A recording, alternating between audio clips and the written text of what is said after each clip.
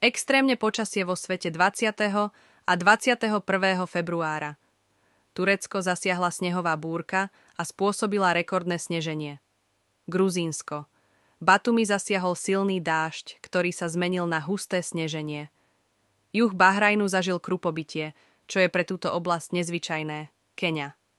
Veľký požiar vypukol na trávnatých plochách v okolí letiska Jomo Kenyatta. Južná Afrika. Výdatné zrážky zasiahli oblasti južne od Durbanu a spôsobili záplavy a zosuvy pôdy, ktoré si vyžiadali obete. Kanada.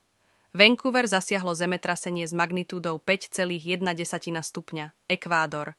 Výdatné zrážky zaplavili mesto Guayaquil. Brazília. Silný dážď spôsobil škody v São Paule. Intenzívna búrka so silným vetrom zasiahla mesto Dois Vizinhos. Uruguay. Vlna horúčav zapríčinila búrky s krupobytím v meste Juan Lacase a okolí. Argentína. Mar del Plata zasiahla búrka so silným krupobytím. Filipíny. Neustávajúce dážde spôsobili záplavy a zosuvy pôdy v mestách Albay, Leyte a Sorsogon. Austrália. Silný nárazový vietor spôsobil v oblasti Perth Hill veľké škody.